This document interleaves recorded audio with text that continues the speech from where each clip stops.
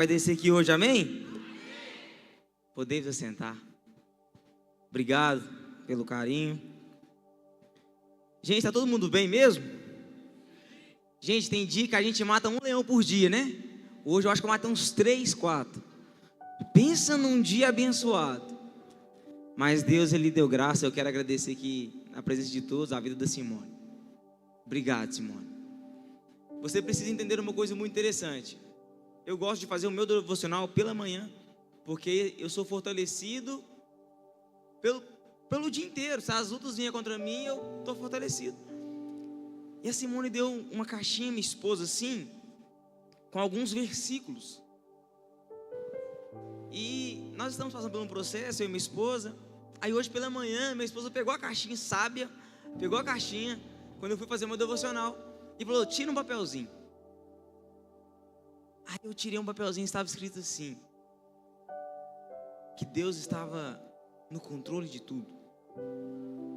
Antes do meu dia começar, Deus estava falando para mim: aquieta a sua alma. Aquieta a sua alma, porque Deus não perde o controle de nada. Irmãos, o meu dia foi pancada, mas eu estou aqui porque Deus é o meu guardador. Ele é o meu ajudador. Ele é o seu Deus no momento de angústia. Ele é o seu Deus no momento de dificuldade. Você está aqui hoje porque Ele lutou por você. Ele guerreou as suas guerras. Guerras que você não viu, mas Ele lutou por você. E você está aqui hoje. Amém. Obrigado, Simone. Deus continue te abençoando. Tá, eu tenho certeza que você é uma boca do Senhor aqui neste lugar, nessa terra. Eu tenho certeza que você vai alcançar muitos lugares em Deus ainda. Que Deus derrame sobre você uma porção dobrada do Espírito dEle, para aquilo que você vai vivenciar nesse ano de 2025. Eu declaro essa palavra sobre você no nome de Jesus. Gente, eu tenho uma palavra para você que está no Evangelho de Jesus Cristo, segundo escreveu João, capítulo 6, versículo 7. Eu não sei se acontece com as pessoas da casa quando vão ministrar, mas quando eu sei que eu vou ministrar, eu fico, Senhor, qual palavra que o Senhor vai me dar? Qual direção vai tomar? Eu fico muito apreensivo e perguntando ao Senhor qual palavra que Ele quer ministrar aos nossos corações. Eu não sei se acontece com eles, mas comigo acontece. E tem mais ou menos umas 2 semanas que está pulsando no meu coração falar sobre algo sobre Noé. Eu não vou pregar sobre Noé, mas Deus está pulsando no meu coração algo sobre Noé. E Deus trouxe umas verdades em mim, no meu espírito, sobre a vida de Noé. Você precisa entender uma coisa muito interessante. E eu acho que essa palavra é para alguém, porque sempre quando Deus faz isso comigo, tem alguém que precisa dessa palavra. Você precisa entender que Noé, para não ficar nas minhas palavras, abre para mim por favor em Gênesis 8:13. Depois nós vamos para o Evangelho, perdão, tá? Para você poder entender. Está escrito assim: no primeiro dia do primeiro mês do ano 601 da vida de Noé, secaram-se as águas na terra. Noé então removeu o teto da arca e viu que a superfície da terra estava seca. No 27º dia do segundo mês, a terra estava completamente. Então Deus disse saia da arca, você e sua mulher, seus filhos e as mulheres deles. Presta atenção, Deus mandou um dilúvio sobre a terra, matou tudo que tinha. Passaram-se os dias, as águas secaram. Se você for ler alguns versículos antes, Noé soltou a pomba não acha lugar para pousar, ela volta de novo. Primeiro ele solta um corvo, depois ele solta uma pomba, depois solta a pomba de novo. Ela vem com um galho de orvalho para ele. Ele entende, cara, as águas secaram. E a Bíblia diz que Deus fala com Noé: Noé, saia da arca. E Noé sai da arca e recomeça a vida, porque Deus tinha destruído tudo com o dilúvio. O que você quer dizer com isso? A palavra, eu tenho certeza que é para alguém aqui. Quem sabe no ano de 2024 passou um dilúvio na sua vida e pode ter destruído a sua área sentimental. Quem sabe você era um empreendedor e você chegou a fechar a sua empresa. Quem sabe a sua família foi destruída, o seu casamento foi destruído. Quem sabe os seus filhos sofreram alguma coisa. Quem sabe no ano de 2024 passou um dilúvio na sua vida e você perdeu tudo.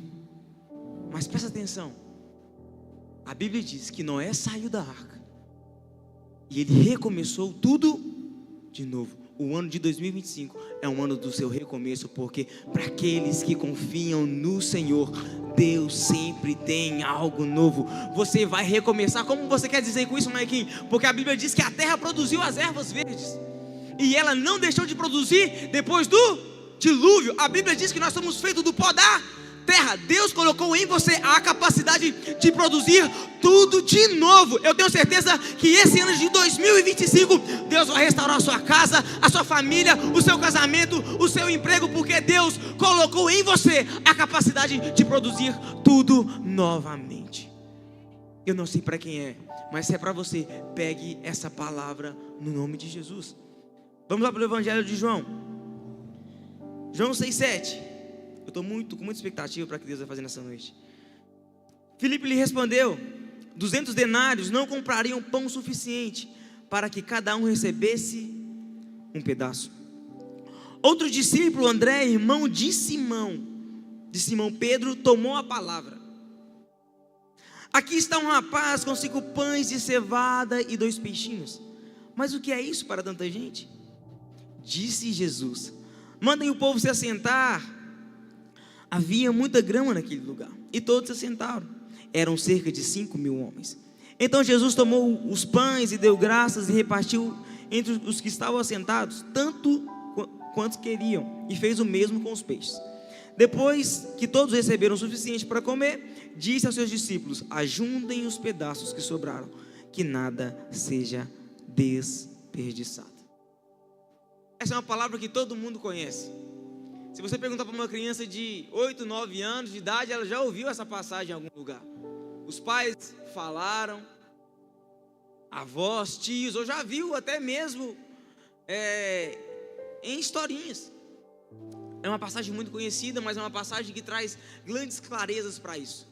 O interessante é que Jesus estava naquele lugar e ele fez a multiplicação acontecer. Mas você precisa entender que Jesus, ele é aquela pessoa que foi prometida em Gênesis capítulo 3, versículo 15, que nasceria um do ventre da mulher, que pisaria a cabeça da serpente. Jesus é aquele a qual o profeta Isaías falou dele, também sobre Moisés falou de Jesus. Então, ou seja, o Antigo Testamento inteiro, ele aponta para a pessoa de Jesus. Jesus é o espírito da profecia. O interessante é que quando Isaías fala com ele, se eu não me engano, Isaías 9:6 ou 6:9, um menino nos nasceu, como um filho se nos deu. O profeta Isaías não tinha visto Jesus, mas ele sabia que ele ia vir. Ele profetiza no versículo 6:9, se eu não me engano, um menino nos nasceu. E é o mesmo Isaías que vai profetizar capítulos depois, que ele seria moído pelas nossas iniquidades. O castigo que nos faz a paz estava sobre ele, pelas suas pisaduras nós somos sarados. Nós estamos falando desse Jesus. É o Jesus que os profetas discorreram a respeito dele. Um homem que foi projetado já desde Gênesis, quando um homem peca. E é esse Jesus que nesse momento estava habitando com os discípulos. É esse Jesus que pega 12 pessoas improváveis e começa um ministério surpreendente. Um homem que revoluciona o mundo com 12 pessoas. E Jesus pega 12 pessoas que ninguém queria estar perto. Jesus pega 12 pessoas que não era bem visto à sociedade. Pega cobrador de imposto. Jesus andava com pessoas que ninguém dava nada por elas. E o que eu acho interessante de Jesus é isso, porque ele aposta em quem ninguém acredita. Eu sou improvável, estou aqui porque Jesus apostou em mim. Jesus, ele aposta em quem ninguém acredita. Era esse Jesus que estava caminhando com os discípulos e fez grandes maravilhas. Mas no decorrer do tempo, eu acho que os discípulos não tinham percebido quem realmente era o Filho de Deus. Eles não entendiam que eles estavam caminhando do lado de um homem que fechou a boca dos leões para não matar Daniel. Ele também era um homem que desceu na fornalha. Ele era o quarto homem da fornalha. Esse próprio Jesus é o mesmo que fez maravilhas no meio do povo. Eles não entendiam do lado de quem estavam andando. Ele era o Filho de Deus, aquele quem as testemunhas falavam. Ao último profeta, que foi João Batista, preparou o caminho para ele. E o que eu acho interessante é que o silêncio espiritual de 400 anos, que Deus ficou sem falar com a humanidade, não foi quebrado na sinagoga. O silêncio espiritual não foi quebrado nas praças. O silêncio espiritual não foi quebrado nos melhores lugares, mas foi quebrado no deserto, pelo profeta João Batista. O que eu acho interessante de deserto é que ninguém quer ir para lá. Ninguém quer passar um deserto. E no deserto é onde Deus faz as maiores maravilhas e os maiores milagres. Se você for ler o livro de Êxodo, Números e Deuteronômio, você vai ver que foi o lugar que Deus mais fez milagres, no deserto. Mas o deserto é um lugar que ninguém quer ir. E a Bíblia está falando que uma multidão estava no deserto. Cerca de 5.000 homens, porque naquele tempo não contavam mulheres e nem crianças. E a Bíblia diz que Jesus estava pregando, só que a hora já era avançada. E os discípulos chegam perto de Jesus: Jesus, a hora é tarde, o lugar é deserto. Despede as pessoas para que elas vão embora procurar algo para comer. É o que Jesus falou: Filipe, dá você a eles o de comer.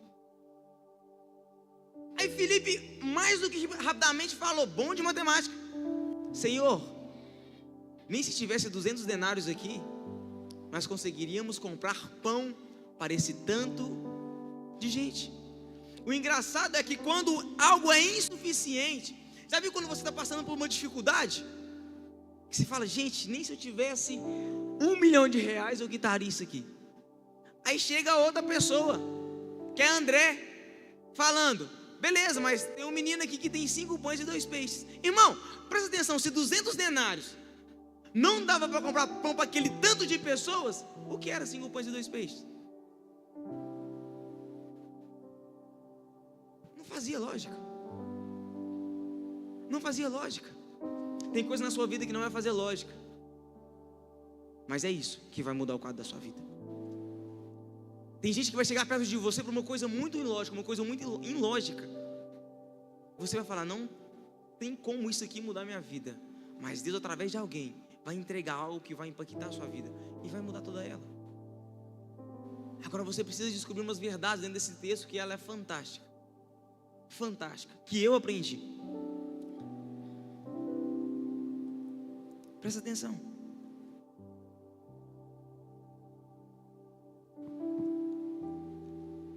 Eles estavam num lugar que não tinha capacidade de produzir alimento.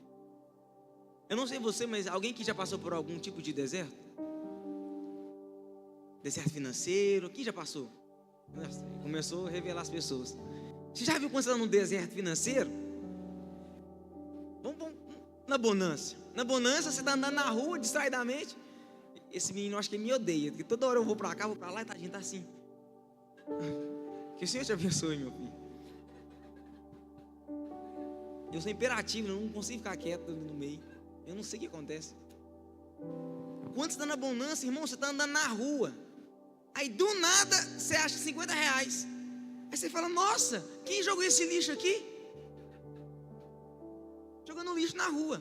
Irmão, mas quando você está passando por um deserto, quando você está precisando de dinheiro a todo custo, você vê R$2, irmão, você vai igual um leão. Você pula, é meu e ninguém pega. Então a sua necessidade vai gerar o que você precisa. Entende? Só que eles estavam no deserto e não tinha nada. Eles estavam no deserto e não tinha nada. O interessante é que ninguém chega no deserto com alguma coisa. Você sempre chega desprovido. Quem aqui que chega no deserto preparado? Uma dificuldade, preparado. Você não chega para ela preparado. Você nem sabe que ela vai chegar. Quando é festa, você já está nela. Fala: meu Deus do céu, e agora?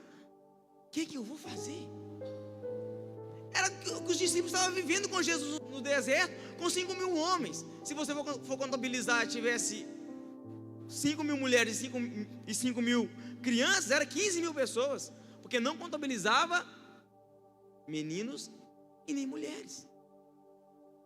O interessante é que eles não chegam com nada. Agora repita essa frase comigo: eles chegam sem estrutura. Fala comigo: eles chegam sem estrutura. Eles não tinham estrutura. Eles não tinham nada para produzir algo. E Jesus fala com eles: dá vocês a eles de comer. E Filipe fala: Senhor, 200 denários não dá. Nem se nós tivéssemos, não dá para comprar. Aí chega André falando: mas tem um menino com 5 pães e 2 peixes. Presta atenção numa coisa muito interessante. Muito interessante. Jesus fala: beleza, pega os pães e os peixes. E eles pegam os pães e os peixes. Jesus vai, levanta aos céus e abençoa. E gera uma grande multiplicação. E reparte sobre o povo. E eles comem.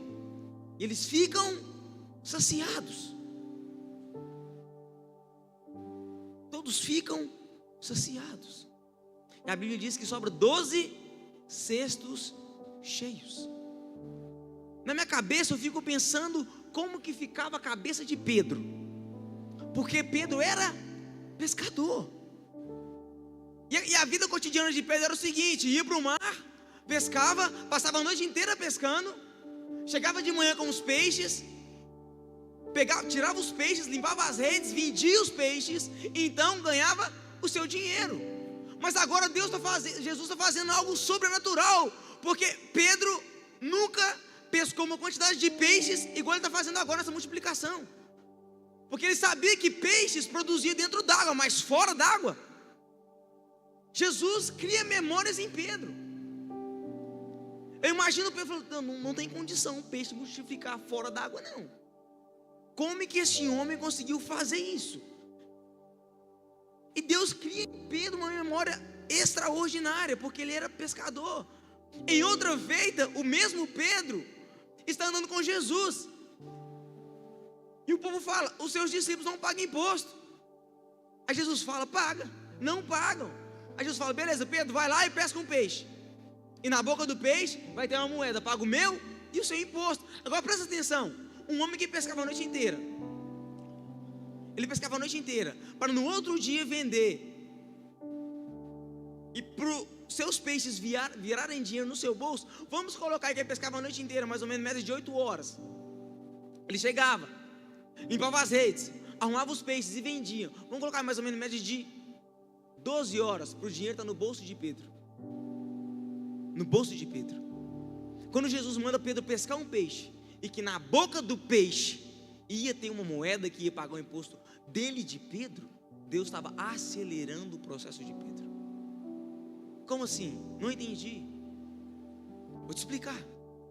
Deus está acelerando o processo de Pedro, porque primeiramente Pedro tinha que pescar, para depois o peixe transformar em dinheiro. Mas quando ele pega o peixe, e na boca do peixe tinha uma moeda, Deus está falando: Pedro, eu estou acelerando o seu processo, porque comigo as coisas são aceleradas. Aquilo que você precisava fazer em 12 horas de prazo, agora você faz em 1 minuto. Agora você que precisa entender e decidir o que você quer viver. Você quer viver 12 horas trabalhando no suor e na força do seu braço, ou confiar em Deus, e aquilo que você precisava fazer em 12 horas, Ele fazia em 1 minuto? Sabe por que às vezes a gente não alcança aquilo que a gente quer em Deus? Porque nós confiamos mais na nossa capacidade do que na capacidade do que Ele tem para poder oferecer para nós. Entende? Você precisa entender que Jesus, ele precisa ser o centro da sua vida. Ele precisa ser o centro da sua vida, porque a Bíblia diz que quando Deus chama Moisés, Moisés estava apacentando as ovelhas do seu sogro Jetro, sacerdote de Midian. A Bíblia diz que ele vê uma sarça pegando fogo, E quando Moisés vê, ele olha para lá e fala, cara, vou olhar para lá, porque por que essa sarça não se consome? A Bíblia diz que Deus bradou do meio da sarça. A Bíblia diz também que quando os israelitas saíram do Egito e eles se depararam de frente ao mar vermelho, a Bíblia diz que o anjo do Senhor ia à frente deles. Mas quando eles se deparam de frente ao mar e o exército de Faraó vinha atrás, a Bíblia diz que um anjo sai da frente e se coloca atrás, e ele fica no meio do povo de Israel com o povo egípcio. E para o povo egípcio aquele anjo se tornava uma escuridão, e para o povo de Israel se tornava uma luz. Deus estava lá no meio. A Bíblia também vai falar que Deus habita no meio dos louvores. A Bíblia também vai dizer que Deus colocou Ezequiel no meio do vale. A Bíblia também vai falar que aonde estiver dois ou mais, no meio deles eu Agora você que decide aonde você quer viver. Você que decide aonde que Deus será na sua vida. Se é no centro da sua vida ou não. O interessante é que se você deixar Ele governar a sua vida, Ele ser o centro, as coisas fluirão e algo poderoso vai acontecer. Uma palavra para alguém que nessa noite é: solta as rédeas da sua vida na mão do Senhor, porque Ele quer guiar você nesse ano de 2025. Você bateu a cabeça demais no ano de 2024. Você sofreu demais no ano de 2024. Está na hora de começar a romper. Está na hora da sua vida começar a fluir. Deus está dizendo para você: eu quero tomar o controle da sua vida nessa noite. Eu quero levar você a lugares poderosos. Eu tenho um ano de abundância para você. Ei, esse ano de 2025 será o melhor ano da sua vida. Você vai para lugares inimagináveis. Eu posso ver e contemplar aqui nessa noite pessoas entrando em lugares poderosos. Deus levantando pessoas influentes. Deus levantando você no meio do seu trabalho. Deus levantando você e aumentando o seu cargo de responsabilidade naquela empresa, porque Deus está colocando algo poderoso no ano de 2025. Ei, irmão, esse é o ano de você avançar. Esse é o ano da sua casa viver o extraordinário, o sobrenatural, porque é o ano do avivamento, e avivamento é mudança de vida. Está na hora de mudar. Está na hora de mudar. Deus está falando para você nessa noite: está na hora de mudar. É o ano da mudança, o ano do avivamento. Você não mais vai viver com as memórias do passado, porque as memórias do passado não te levam para o seu futuro e aprisiona o seu presente. Tem pessoas que não conseguem romper por memórias do passado. O problema é que quando você fica preso no passado, você para de sonhar, porque você fica remoendo o seu passado, e você não consegue enxergar o futuro, e você fica preso no presente, e você não rompe para lado nenhum. O problema, se você parar de sonhar, você está fazendo algo que vai entristecer o coração de Deus, porque Deus quer que você sonhe. E o problema é, se você não conseguir sonhar, memorizar, fotografar a memória do seu futuro, ele nunca vai caber na palma das suas mãos. Se você não conseguir sonhar, o seu sonho nunca vai caber na palma das suas mãos. Porque se você não sonhar, você não tem o objetivo de alcançar. Maiquinho, eu quero minha casa em 2025. No nome de Jesus, esse ano você vai colocar a mão na sua casa em 2025. Eu quero fazer uma viagem internacional. Nesse ano eu posso te ver você num avião fazendo uma viagem internacional. Sonhe, porque se você sonhar, lá você vai estar. Entende? Se você não sonhar, você não consegue apalpar. E você precisa visualizar o seu futuro. Ei, irmão, está na hora de você tomar um upgrade. Está na hora de você crescer. Está na hora de você formar a sua família. Está na hora de você crescer nos seus negócios. Está na hora. Irmão, essa palavra está falando tanto comigo. Está na hora de crescer. Está na hora de sair do sufoco. Entende? Maiquinho, mas eu estou no deserto. Beleza, Jesus também está lá com você. E se você está no deserto com Jesus, entenda, Ele já tem algo preparado, porque no versículo 6 é a chave. É a chave. Porque a Bíblia diz que Jesus já sabia o que ia fazer. simplesmente fez isso para colocá-los à prova. Coloca para mim, por favor.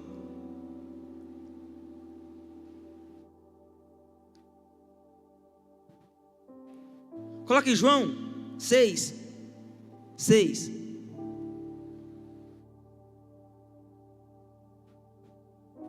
Presta atenção, eu comecei a ler com vocês a partir do versículo 7. Mas a chave está aqui. Jesus já sabia o que ia fazer. Olha aí.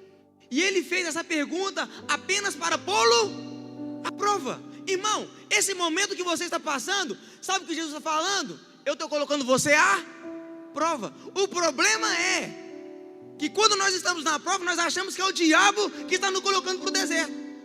Nós achamos que é o diabo que está nos empurrando para o deserto. E não é, irmão.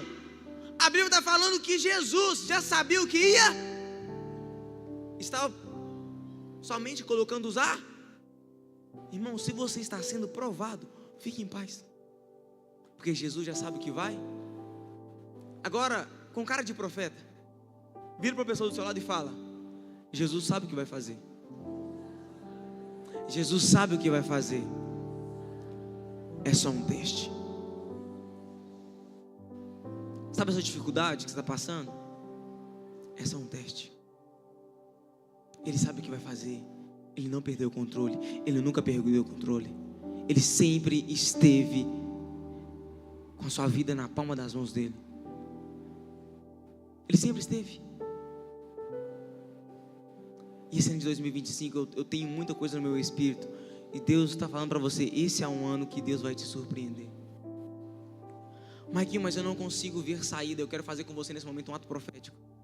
Eu quero que você coloque a sua mão na frente dos seus olhos, assim. Maiquinho, eu não consigo ver. Eu não consigo visualizar. As guerras, as dificuldades estão tão grandes que eu não consigo ver. A Bíblia diz que o servo de Eliseu chegou perto dele e falou: Senhor, tem um exército rodeando a nossa casa.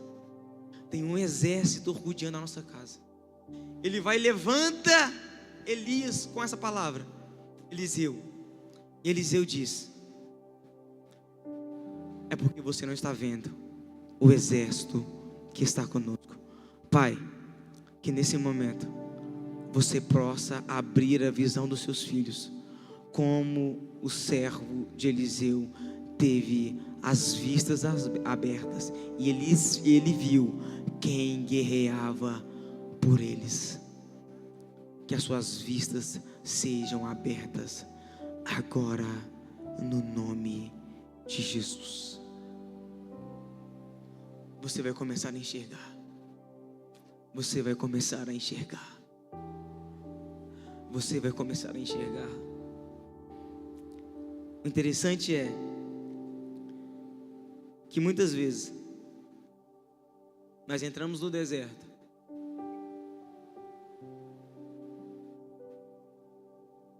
sem saber o que fazer. Mas eu quero te dar uma dica.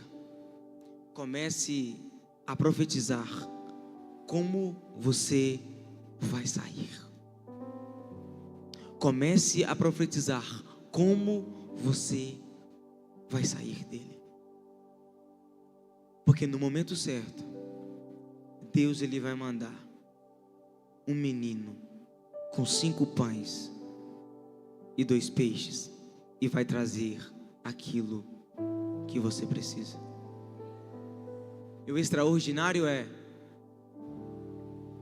que o milagre foi gerado por pessoas que não eram contadas. O milagre foi gerado por pessoas que não eram contadas. O que você quer dizer com isso, Maico? Eu quero dizer, porque nos momentos que nós passamos de dificuldade, de oscilação, nós procuramos pessoas por perto para nos ajudar. E você pensa: não, o Senhor vai mandar tal pessoa vir aqui em casa e vai falar isso para mim, e isso vai se organizar. Nós achamos que a situação da nossa vida vai acontecer, ser solucionada do nosso jeito. Não é verdade? Você recorre a parentes, você recorre a amigos, a familiares. Está errado? Não está errado. Mas o problema é que Deus está colocando você à prova, mas Ele já sabe o que vai fazer, irmão. O que a Bíblia está falando é: Deus já tinha um menino com 5 pães e 2 peixes preparado antes de Filipe falar. O que a Bíblia está falando é que ele já tinha a estrutura para colocar os pães e os peixes. Porque presta atenção, aonde que o povo arrumou 12 cestos de pães? Aonde que eles arrumaram o cesto? Homem carrega cesto? Não. Quem carrega cesto? Mulher. A estrutura veio da onde? Das mãos da mulher. E da onde veio o alimento? Das mãos do menino. O problema é que nós olhamos para as pessoas que podem nos ajudar, mas esquecemos do nosso Criador e que Ele pode fazer todas as coisas com uma só palavra. O problema é, Maiquinho, mas o que tem é tão pouco. Se 200 denários não dá, o que será 2 pães, 5 pães e 2 peixes? Na sua mão pode ser nada, mas na mão do Senhor alimentou mais de 5.000 homens, alimentou mais ou menos uma média de 15.000 pessoas. O problema, irmão, o problema é que você só olha para o que falta, e quando você olha para o que falta, você perde o poder da multiplicação. O problema de ter pouco somos nós. Deus não tem o problema com pouco, porque Ele multiplica. O problema é o que é que você tem nas suas mãos. O devocional de hoje falou sobre ser. O que aquele menino fez? Ele serviu. Se você precisa de uma multiplicação, Deus vai fazer em poucos dias. Mas se você não precisa de uma multiplicação, você será a pessoa que vai fornecer para alguém 5 pães e 2 peixes. Claudinho, faz assim com sua mão, você é a Sheila. Assim com sua mão, você é a Sheila. Pode fazer. Eu vejo a chave da casa de vocês. Agora eu quero que vocês imaginem colocando a chave na fechadura. Agora abra a porta, entra dentro da sua casa. Deus essa noite está colocando na mão de vocês a chave da casa de vocês.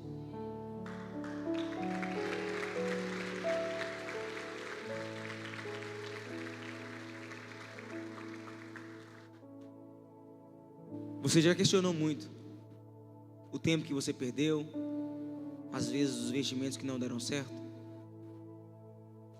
Você já parou muitas vezes e falou: cara, se eu tivesse feito isso diferente, eu não estaria do jeito que eu estou. Eu não estou falando que você está mal. Eu estou falando que esse ano você vai viver 10 anos num tempo de aceleração para os seus negócios, Claudinho. É o tempo de aceleração para os seus negócios. É algo extraordinário que Deus vai fazer na sua vida. Esse ano é um ano de aceleração sobre a sua casa, sobre os seus negócios. Agora você precisa entender uma coisa muito interessante. Deus, Ele fez. Eu preciso acabar. Eu tenho 9 minutos e eu finalizo. Deus, Ele fez a multiplicação. Só que tem muita gente aqui que não está entendendo o que está acontecendo com você. Tem muita gente que não está entendendo aonde Deus quer te levar. Porque quando você aciona todas as portas e as portas estão fechadas, quando você procura todas as pessoas que podem te ajudar e as portas estão fechadas, é porque Deus tem algo com você, está te ensinando dependência. E o problema da dependência é que ninguém pode passar por você aquilo que você tem que passar. Ninguém pode. Mas Deus está te ensinando a depender dEle. É um momento de dependência. A Bíblia diz em Ezequiel, para não ficar nas minhas palavras, e com isso eu vou encerrar.